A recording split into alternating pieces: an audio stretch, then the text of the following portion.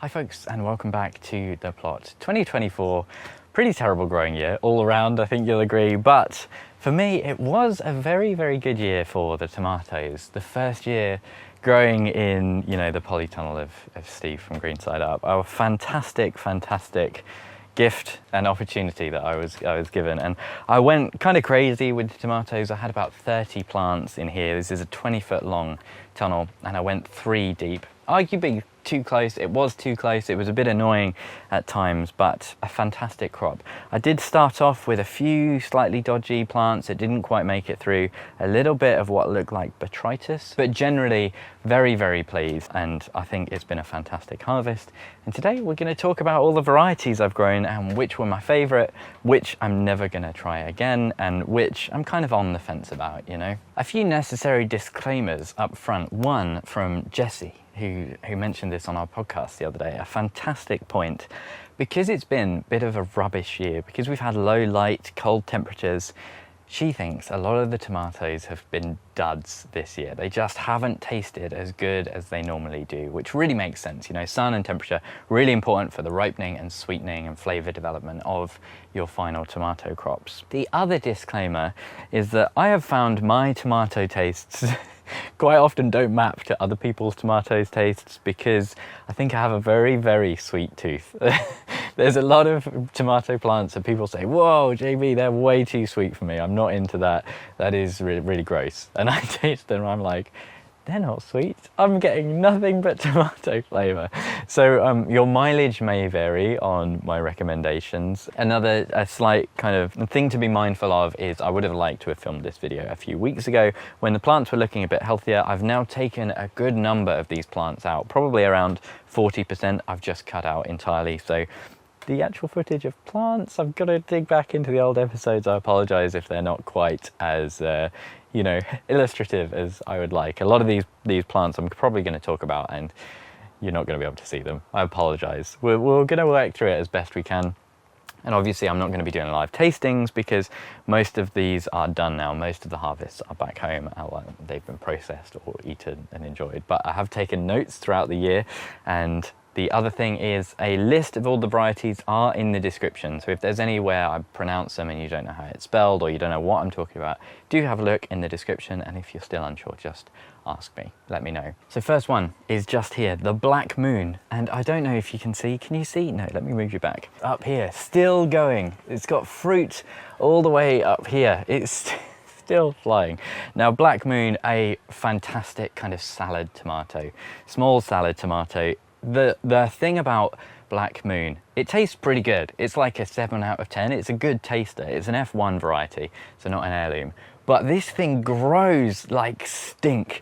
This was the first tomato I planted in this polytunnel, and it was like blessed. It shot up. It just was growing twice as fast as everything else. The trusses were loaded. A fantastically healthy and productive plant, Black Moon. And like I say, 7 out of 10 on top of that for tasting is really good, 7 or 8 out of 10. It's a really good all-round tasting. It tastes good, There's nothing special about the taste for Black Moon, really. It does look gorgeous as well, though. Behind that, we've got Alice's Dream, an heirloom that I was so excited for. We've still got some fruit on the plant, but it's just stubbornly refusing to ripen. One of the Alice's Dream plants just didn't get going. Just did not get going, so not a particularly strong grower. This one has reached the polytunnel roof. It's still got some flowers on it. It's still trying, but generally I found it to be a bit of a weak grower. And although it looked utterly stunning, utterly amazing, I would describe the taste of Alice's Dream as all right, good. It was decent, but for me, nothing to write home about. And I think possibly that has been tinted slightly by the fact that I was told by Jessie that this was the best tasting tomato she had ever grown. It's good. It's like an 8 out of 10. It's an heirloom. It grows a bit rubbish. You get these nice, big, beautiful tomatoes, but you don't get many from the plant. And I've probably had about 3 out of 2 plants, 3 nice fruit. So not great. Behind that, we've got the Indigo Blue Chocolate, which last year was my favourite tomato for taste. It didn't grow well though. It grew really strangely, and I thought, oh, that's not good. So I'd give it a go. again this year. Really, really hopeful. And we've got a few ripe fruit on here. I might be able to do a live tasting. This one, the Indigo Blue Chocolate, looks fantastic. This lovely kind of dark top, a little bit of green and black at the top, but then going into a really nice, I love this kind of, when you get the two colours kind of intermingling and that marbling, then it goes to a kind of red orange. Oh, a gorgeous texture, really nice and soft. Very, very juicy. Oh, that is a good one actually. That's a really nice, deep, rich flavour. I did have some earlier in the season, which didn't impress me that much actually. This is nice. It's suffering slightly from all the rain that we've had. I can taste it's a little bit more watery than if we'd had a slightly drier August. But that is actually really, really nice and quite a difficult seed to get hold of from America. It's a Baker Creek one. I grew these from my own safe seed and I think I'll try these again. The Indigo. Alice's Dream, I don't think I will try again. Black Moon is a staple for me. One thing I will say about the Indigo Blue Chocolate this year, not very productive, hasn't grown particularly well for me. And that's actually quite true of all of my Baker Creek seeds. So Audrey from Real Food Comes Dirty, brilliant channel and on our live streams all the time, she sent me a load of seeds from Baker Creek, amazing heirloom varieties. The Black Strawberry, which we'll talk about, the Paul Robeson, which we will talk about, and the Indigo Blue Chocolate, and as well Tim's Taste of Paradise from Wild Boar Farms. And I find all of those American seeds, they don't grow that well for me, and I think it's probably due to the English climate being very, very different. So that is one of those things just to kind of bear in mind. And Baker Creek, you can buy seeds and get them imported into the UK, I believe anyway. I think that's the case. Next up, let's talk about my sweet cherries. So this year I had the Appero and the Cherrola F1. The Cherrola, fantastic story. One of my first ever F1s I ever grew on the allotment, and I thought I still had a couple of seeds left. I'd try and get them through, and they have been amazing. All of the cherries this year have done really, really well. They're faster growing. Oh, there's a really nice truss up here. Can you see that? Let me get the camera. Oh, just look. Isn't that gorgeous? It's so nice to see this time of year as well, when everything's kind of in dying back. And the cherries that still have green fruit on like this, I'm pretty hopeful. I think I'll still get some harvest from these. Both the Appero and the Cherrola, they grew like stink and they tasted brilliant. They were kind of 8 out of 10, you know, really nice cherries. They taste like cherry tomatoes. There's nothing particularly special or fancy about them other than their productivity, and for the size of the trusses was unbelievable. This is, you know, it must be about 70 centimeters long, this one. They were phenomenal. They're a little bit spaced out, so it's not like the whole thing is completely loaded with fruit, but these all ripened. They just ripened at very different times, so I couldn't get that super attractive, photogenic, single truss loaded with fruit shot that I was hoping for through the season. But very, very, very good. Very happy with those. Taste-wise for the cherries, I put the Cherrola as a good 8 out of 10, and the Appero, insanely productive and healthy plants, chunky cherry, medium sweetness, and a good flavour, but more of a 7 out of 10. So I favoured the Cherrola ever so slightly. That might be because I was sentimental about it being my first ever tomato that I grew on the allotment.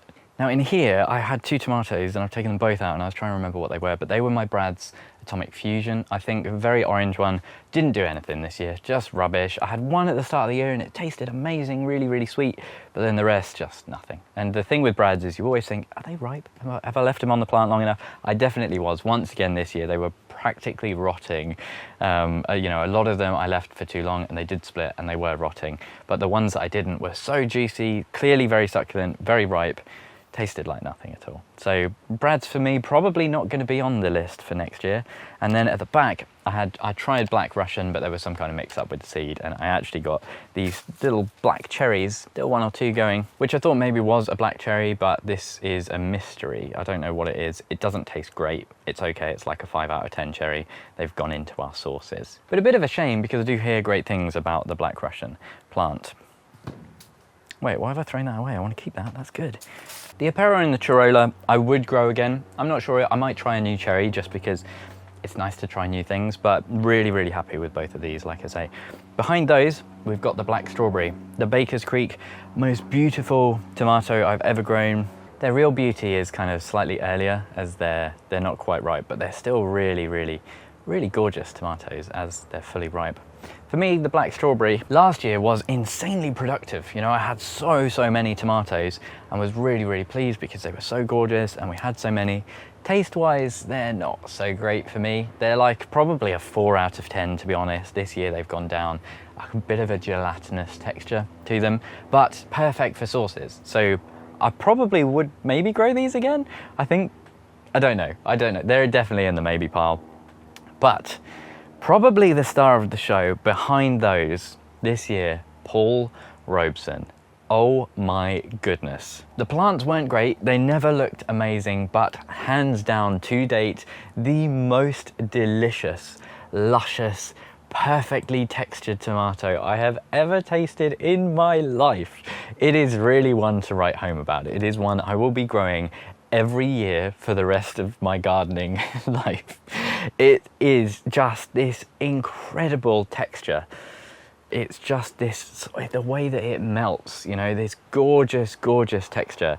For something that you have fresh on bread or something like that, it is just sublime. I'd never experienced anything like it. I've been into one of these tomatoes and it's just like, I went weak at the knees, you know, it's like, oh my goodness. It's really something special. If you've never tried Paul Robeson, I really recommend it. The flavour, the kind of flavour notes quite often describe it as something smoky. I wouldn't go that far, I didn't get smoky from it, but it does have that kind of deep, rich texture that you get from a dark tomato. A little bit tricky because it stays quite green around the top as well. It looks very similar to the Indigo. Don't have any ripe on the plant at the moment, Paul Robeson. I could go on and on, but I'll stop there. I will be growing it next year though, of course. Then towards the end of the tunnel, we've got some black cherry at the front, which were fantastic. Really good. Just really lovely sweet tomato. One of my favorite cherries. I grew this with the Cherrola on my first year of plotting, and this is once again really old seed. This is like 5-year-old seed. Came good. I'm not sure if this one's an F1 or not, but just delicious. It's just delicious. Really sweet. A little bit of tartness. A really nice balance for me. Probably going to be too sweet for a lot of people. One of my top 5 of all time for cherries. There's just something about this. I do prefer these slightly darker tomatoes to the red ones, I think. There's just something about them, a little bit of extra, like, I kind of describe it as richness, a little bit more depth of flavour. I don't know if you experience that, but black cherry, really fantastic for me. At the back, I tried another black cherry, which I mistakenly thought was a salad tomato, black opal. In comparison with black cherry, rubbish. Wouldn't try it again. It's okay. Healthy plants. They grew well, but for me, it's one where if you've got black cherry in your greenhouse, then you do not need black opal. It's okay, like I say, but nothing really special. And then at the back, we had a few of the stragglers, which are just about holding on. So this Tim's Taste of Paradise went in really late. It was literally, I'm not joking, about this big when I put it in the ground. It wasn't moving. So it was a last ditch hurrah. And I was very excited for these. Meant to taste incredible, really nice and sweet. But I've not had a good fruit. There's been a couple that have nearly ripened, which is good, but I've had a couple and they tasted just off. They weren't right, you know. It's been a tough year and this plant has been really copping. Behind that, Lithium Sunset. Now this is another top 5 tomatoes ever for me. There was I did a tasting video where I tasted one of these in the polytunnel. Oh, that's fantastic. It's amazing going from like a bland yellow tomato to something like this. This is electrifying in comparison. And I got really carried away and just lost myself eating the entire thing because a fantastic tasting, big heirloom, delicious to look at as well, you know, a feast for your eyes as well as it's a feast for all the senses, you know. Lithium Sunset, fantastic. I will be growing it again, but probably not the most productive plant. I've only had a couple off there, but that's pretty common for your heirloom varieties, you know. So you've got such a mix of different growth forms on offer for tomatoes, you know. So long as you've got your staples that are going to get you like, so that you've always got loads to eat, I think having those alongside a few of the kind of show-stopping heirlooms is perfect. Behind the Lithium Sunset as well, I had a Tomande, which has been okay. It didn't really do much. Tomande is a really nice heirloom tomato though. In the greenhouse as well, I have had a few more. The Rose Crush, which is very similar to Crimson Crush, kind of blight resistance. Taste-wise, it tasted like a nice homegrown tomato. Really good size as well. Rose Crush, I wasn't expecting it to taste as nice as it did, actually. People say the flavour isn't that great of the Crimson Crush and the Rose Crush and those kind of blight-resistant varieties. But Rose Crush was a pleasant surprise for me, actually. Really, really enjoyed it. It's no Lithium Sunset, it's no Paul Robeson, but it's a good doer, you know, it is definitely a good doer. Another one I tried was the Goat Bag. This is seed sent to me by Jessie. Phenomenal sized tomatoes, stupidly big. And I couldn't believe the plant was able to support the weight of the Goat Bag. I'm not sure I'd do them again or not. They kind of gave me anxiety because they were so big and I was so nervous about them falling off and that kind of thing. But they went into sauces mostly. It was a decent tasting tomato, but we mainly sauced it. And maybe I'd do them again. They were good fun. I'm doing this, I'm like imagining them, like cupping them. They're so big. The biggest one I had was about 800 grams. Pretty cool. If you want to try growing a big tomato, I do recommend the Goat Bag. Like I say, I just couldn't believe the plant held its own. It held them up. I had one truss with like 3 gigantic tomatoes on that stayed on there. Incredible. There's one I forgot. I thought there was something in here and I was trying to remember exactly what it was, and it was a plant called the Sart Roloise or the Sart Roloise. And once again, with Jessie's recommendation, I was so excited because she described it. She was confused if it was the Sart Roloise or the Alice's Dream, which was the best tasting one she'd ever had. I didn't rate either. The Sart Roloise had this really interesting, sort of more of a yellow look, and me and yellow tomatoes do not get on. You might have noticed no yellow varieties. I want to try a Bliss next year, which is meant to be a good tasting yellow, but the first year I did my tomatoes on the allotment, I did a yellow tomato, Golden Sunrise I think it was, and it was vomit inducing. The most disgusting tomato I've ever experienced in my life. It's because I grew them outside and they got waterlogged, but like biting into jelly, it's like, oh gross. I'm actually getting a little bit of the heebie-jeebies remembering it. It was gross. It put me off yellow tomatoes for life because I was told that is what yellow tomatoes were just kind of like as a genre of tomato. But Sart Roloise, it was okay. It just didn't taste like much, to be honest. And the plants were really, really poorly all year. I've got a Sart Roloise in the greenhouse as well, pretty poorly. So not one that's going to make the list. So let me do my top 5. I'll do my top 5. Number 1, no surprise, Paul Robeson, hands down, absolute gold, A-star, best tomato I've ever tasted, life-changing.